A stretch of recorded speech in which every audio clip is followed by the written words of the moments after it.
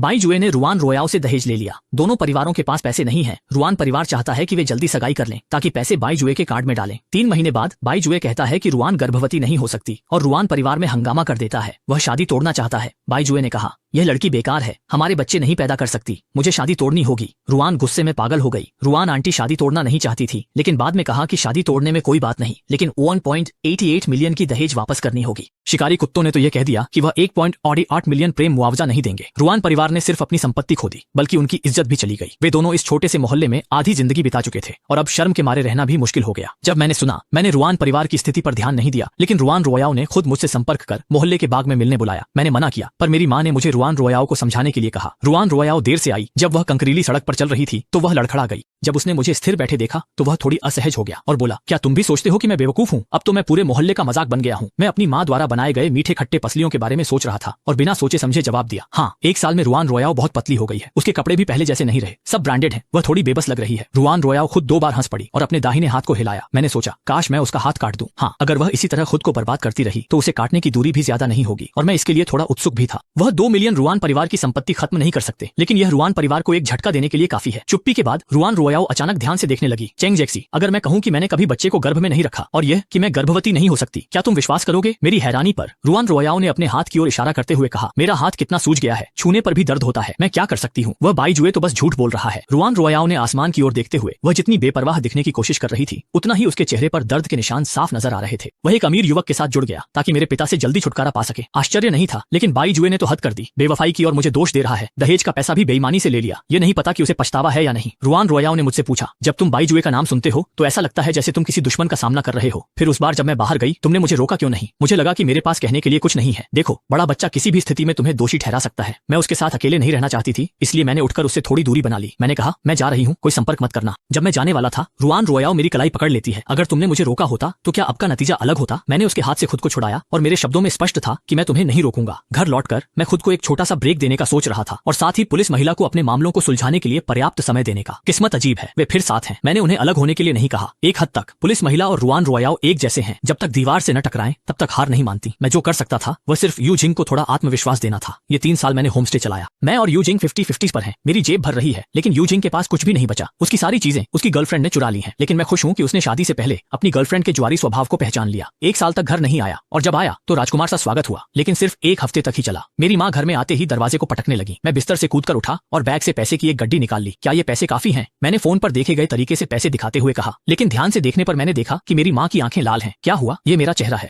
तुम बाहर जाकर अपने पिता से झगड़ आई हो। माँ रुआन परिवार 10 साल से पड़ोसी हैं। पहली बार उन्होंने बिल्डिंग की ओर गालियां दी। पिता ने कहा, रुआन कंपनी में समस्या है। पूछा, मदद कर सकता हूँ। सोचो उन्होंने क्या कहा। माँ गुस्से में रो रही थी। उन्होंने कहा, घर जाकर समझाऊं, रुआन रोयाओ से शादी करनी चाहिए। एक पल के लिए चुप रह गया। क्या बेहुदा बात है, जो बात और भी हैरान कर गई।